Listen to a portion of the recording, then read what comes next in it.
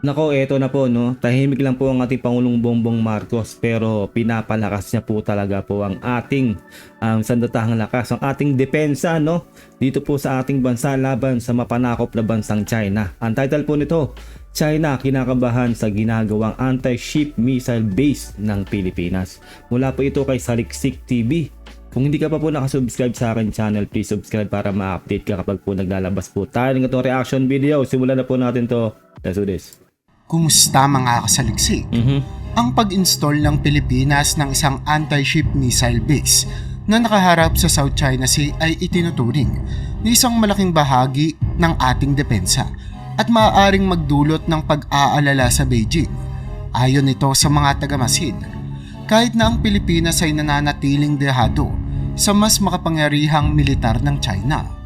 Ipinapakita ng mga satellite imagery ang kauna-unahang BrahMos anti-ship missile base ng bansa na nagsisimulang mabuo sa Zambales na nasa kanlurang baybayin ng isla ng Luzon. Ayon sa Naval News noong Hunyo 14, ipinapakita ng mga litrato ang construction ay nagaganap sa isang bahagi ng lupa sa timog ng Philippine Merchant Marine Academy na dati ay ginagamit para sa amphibious assault at coastal defense training ng sandataang lakas ng Pilipinas. Ito po yung sinasabi ko, no, hindi po kasi tayo pwedeng babanjing-banjing, no. Real talk po yan. Kailangan po talaga ay magpalakas po talaga tayo ng ating depensa o ang ating sandatahang lakas dito po sa Pilipinas. Hindi po yung kunti pong oras na, no, yung gagarahin na tayo, doon lang tayo magpapalakas. Kaya sobrang kudos po sa ating Pangulong Bongbong Marcos, no. Sa ginagawa po niya na to, dapat lang po to at ngayon po naaalog po talaga ang China dahil po dyan. Kasi po nakatutok po talaga sa kanila, no. Although syempre alam naman natin na mahina po talaga tayo kumpara sa kanila, pero kailangan po talaga nating maghanda at magpalakas. It's now or never po talaga ang laban dito. Ganun po talaga, no. Kaya kudos po sa ating Pangulong Bongbong Marcos dito sa ginagawa na to na anti-ship missile base ng Pilipinas sa Zambales. Noong Abril, inihatid nga ng India ang unang batch ng BrahMos missiles sa Pilipinas. Ito ay sa ilalim ng kasunduan na nagkakahalaga ng 375 million US dollars Grabe. na nilagdaan noong 2022. Ayon kay Malcolm Davis, isang senior defense analyst sa Australian Strategic Policy Institute, ang pagtatatag ng isang land-based anti-ship missile capability ay nagbibigay ng makabuluhang dagdag na depensa sa Pilipinas laban sa mortal nitong kaaway sa China. Ito ay nagbigay ng malaking kakayanan sa Pilipinas na quote-unquote pigilan ang mga naval assets ng China sa loob ng exclusive economic zone ng Pilipinas at magsilbing pangontra sa karagdagang agresyon mula sa Beijing. Aniya, sa pamamagitan ng pagtaas ng panganib at potensyal na gastos, maaring mapigilan ng Beijing mula sa pagsasagawa ng mga provocation o pananakot sa hinaharap.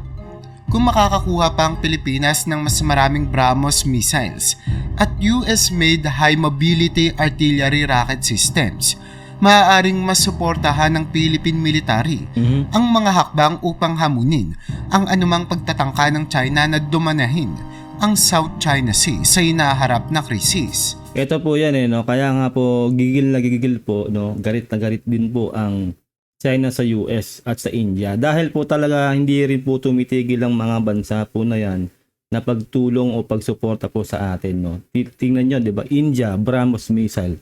Talaga pong nag-supply po sila sa atin yan. At doon po sa Palawan, noon meron din po yung US, no. Nag-ano rin po tayo doon, mayroon din pong ginagawang pwesto rin po doon na depensa, line of defense. Missile din po yun, galing naman po sa US. Kaya po talaga, gigil na gigil po talaga ang China sa mga bansang po yan kasi ayaw po ng China na magpalakas po tayo. Alam po kasi nila na maraming sumusuporta sa atin kaya rin po talaga hanggang ngayon lalo po nagiging intense po ang pambubuli po nila dyan sa West Philippine Sea. Kaya dapat lang po talaga na magpalakas po tayo ng ating depensa dito po sa ating bansa.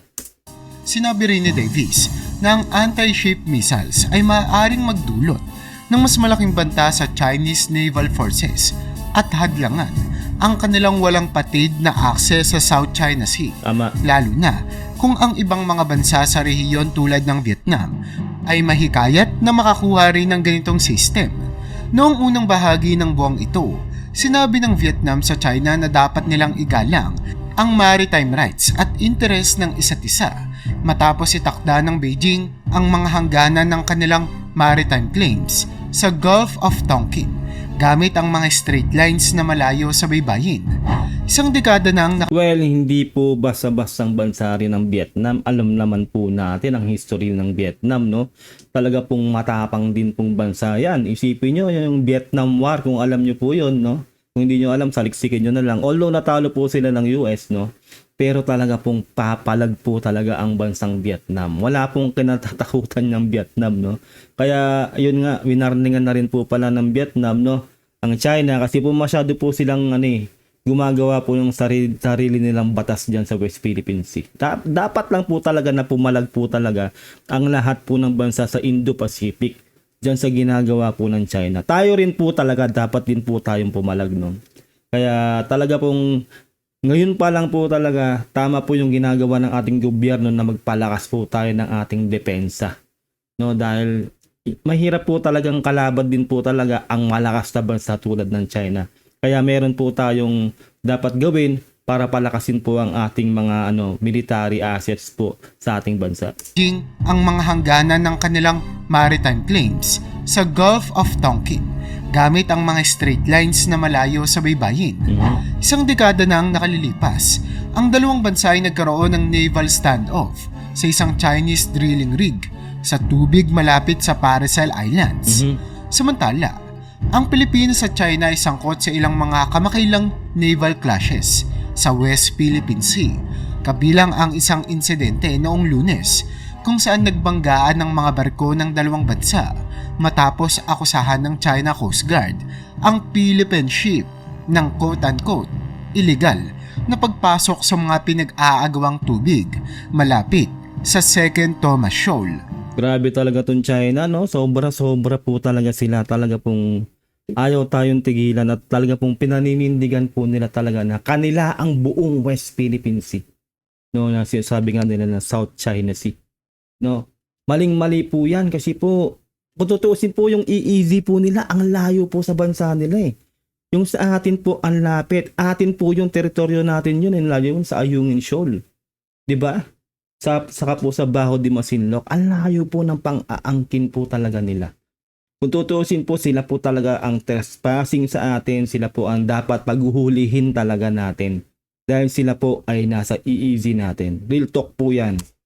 Ang pagkakaroon ng BrahMos missiles ay nagbibigay daan sa Pilipinas na mas makipagtulungan sa mga kasosyo tulad ng Japan, Australia at United States. Tama. Upang pigilan ng regional force projection ng China.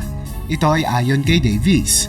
Ang mga supersonic anti-ship missiles ay isang malaking hakbang sa kakayanan ng depensa ng Pilipinas. Ayon kay Colin Ko, isang security analyst at senior fellow ng S. Rajantam School of International Studies sa Nanyang Technological University ng Singapore. Kung ilalagay sa baybayin ng Palawan, ang BrahMos ay maaaring maglagay ng Chinese forces sa striking range malapit sa Tito Island at Second Thomas Shoal.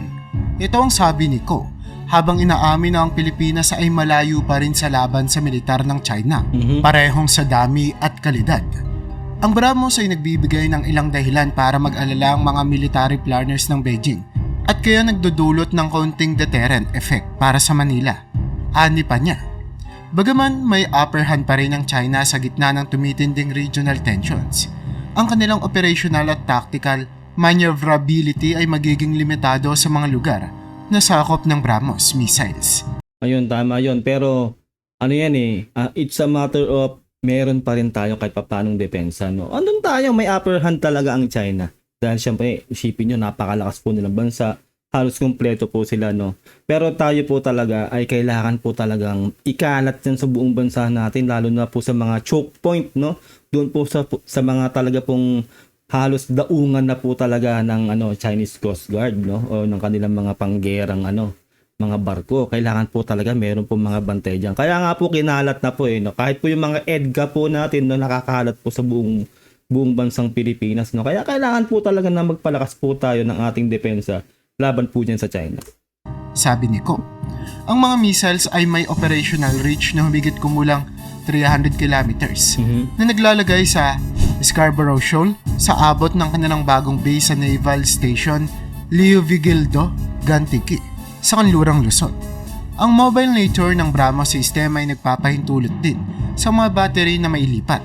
Ayon sa Naval News, kahit ng Pilipinas ay wala pang advanced communications, intelligence at targeting systems na kinakailangan upang lubos na mapakinabangan ng BrahMos capabilities, maaari pa rin itong umasa sa suporta ng US sa mga lugar na ito. Tama. Sabi ni Ko, nabinanggit ang paglubog ng warship ng Russia na Moskva ng Ukraine noong 2022 na kanyang sinabi ay naabot salamat sa targeting support na ibinigay ng mga kaalyado ng Kyiv, lalo na ang mga Amerikano.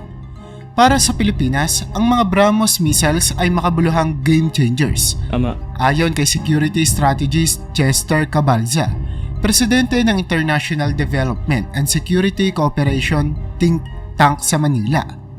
Ang paggasto sa system na ito ay higit sa anumang naunang gastusin ng Philippine military, sabi niya, na nagtatakda ng president para sa ibang mga ambisyong plano ng Navy tulad ng pagbili ng mga submarine sa hinaharap.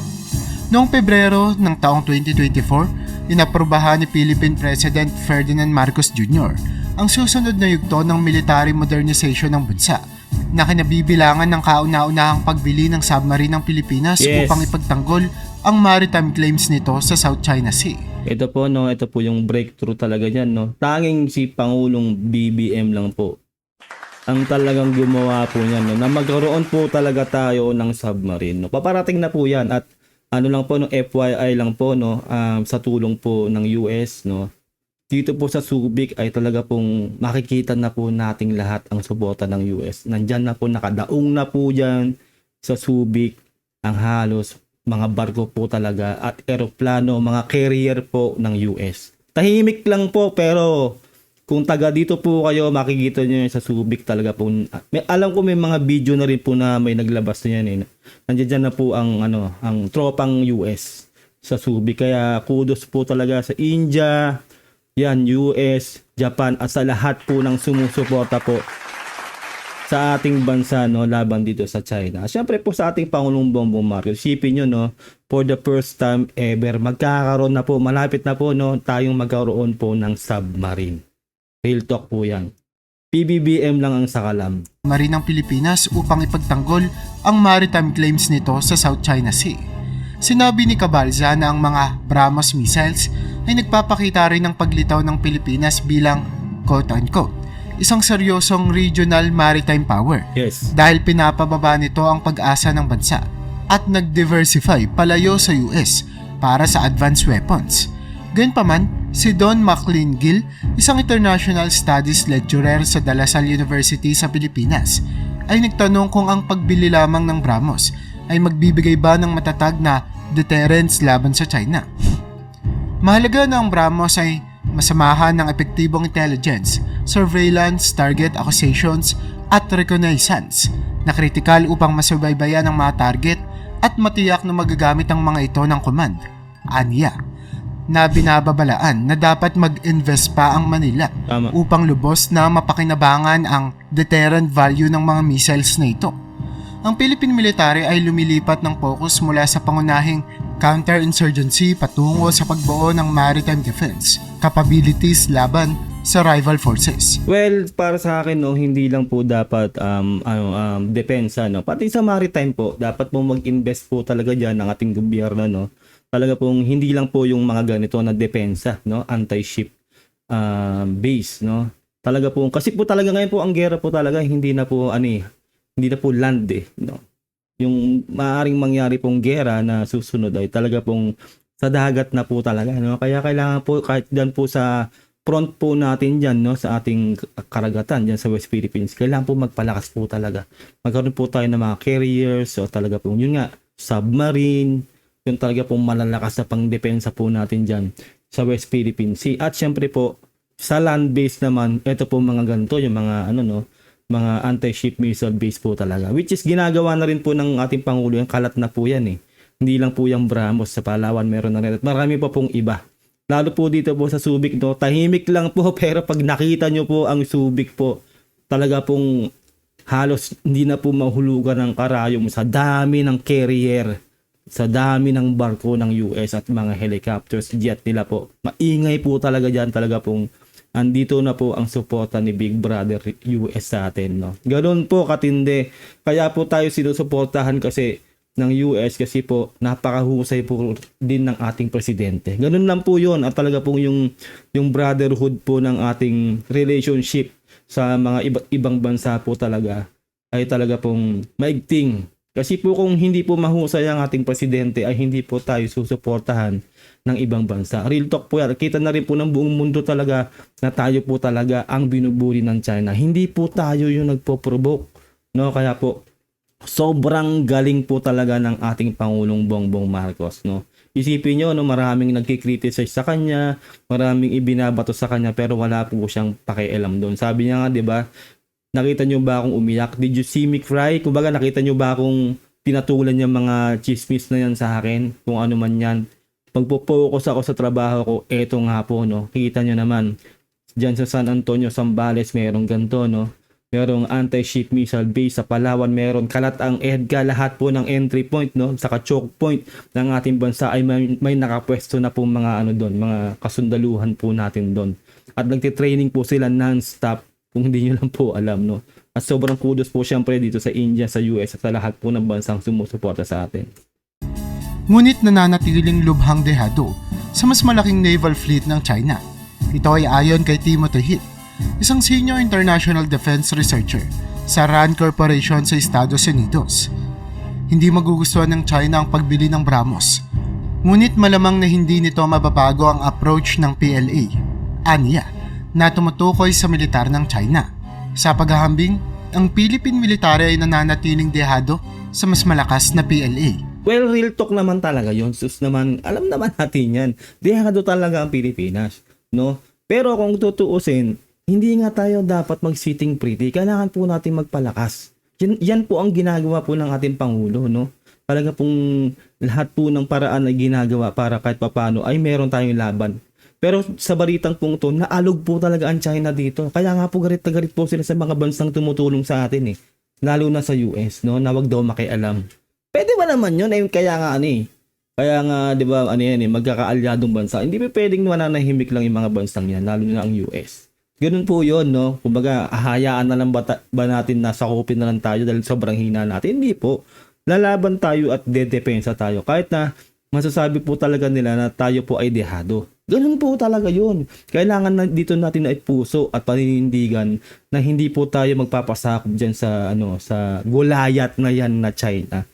Pero kung tutuusin po, no, kung hindi po talaga sa dagat mangyayari ang gera, kung sa land, wala pong binatbat, no, sa kalahati sa atin din ng ating, lalong-lalo na ng ating mga musang, ating mga sundalo po, yung Chinese forces na yan. Hindi po talaga. Kaso nga po, ang ano po talaga ngayon, ang gera po talaga ay sa dagat na. Kaya kailangan po talaga natin palakasin ang ating depensa at ang ating maritime, no? Yun po talaga, yung sa maritime po talaga. Kailangan dumami po yung depensa natin, yung mga carriers, mga missile din po dyan, mga mga submarine. Dapat magkaroon po tayo ng maraming ganyan, no? At syempre yung puso, no? Kailangan po tayong sumuporta sa ating gobyerno. Hindi na po tayo maglilin doon sa kung sinong leader, sinong ganyan. Bilang Pilipino po, kahit po dito sa social media, kailangan po nating suportahan ang kapwa nating Pilipino, ang ating bansa. Kailangan po nating suportahan dahil po sa finals po talaga tayo rin po ang magtutulungan tayo mga Pilipino. No, wag po tayong pumanig sa mga pro-China na yan. Alam nyo na pera-pera lang yung mga yan. Tayo po ay naninindigan dahil po tayo ay Pilipino. Ipaglaban po natin ang ating kasarilan. Ipaglaban po natin ang ating soberanya, no? Kasi po, aabuso po ang China po talaga. Gagawin po talaga nila lahat para po masakop po tayo. Yun po talaga yun. Kaya wag na po tayo magpapabudol dyan sa mga pro-China na yan. Lalo-lalo na po magkakaroon po ulit ng eleksyon, no? At yun nga po, sabi nga po, 3 daw sa kabilang panig ang tatakbo daw po, no? mag-isip-isip na po kayo. Alam niyo na po yung ibig kong sabihin, no? Pero dapat po talaga dito manindigan po tayo na lumaban po tayo dito sa threat na kinaharap po natin dito po sa China. Dagdag pa niya, ang China kasi ay meron ng malaking fleet ng warships na armado ng katulad ng anti-ship at land attack missiles. Ayon sa isang ulat ng Pentagon noong nakarang taon, ang naval strength ng China ay kasalukuyang nasa humigit kumulang 370 warships at inaasahang tataas ito sa 435 pagsapit ng 2030. Sa kabaligtaran, ang Philippine Navy ay pangunahing binubuo ng offshore patrol vessels na meron lamang isang corvette at 2 frigates bilang tanging mas malaking barko natin. Well, yun nga, no, kaya nga tayo nagpapalakas, no. Kaya yung ating Pangulo talaga, aligaga na po talaga na magpalakas. Real talk po yan, ganun po talaga. Wala pong bansang magpapabaya, no. Kahit gaano pang kalaki ang kalaban, kahit gaano pa kalakas yan, kailangan po natin magpalakas. Ayun lang po, no. Sana po nagustuhan nyo po ang ating reaction video mula po kay Saliksik TV. Ilalagay ko po sa description ang link ng kanyang video para po makapag-subscribe po kayo sa kanyang channel. Siyempre, don't forget to subscribe sa ating channel. Magkakaroon po tayo ng cellphone giveaway kapag po na-reach po natin ang 100k subscribers. Kaya don't forget to subscribe, like this video, share, stay active. Ayun lang po, no, mag-comment na lang po kayo sa baba kung ano pong saloobin nyo sa napanood yung video na to. Ingat po kayo lahat. God bless and peace out. Bye.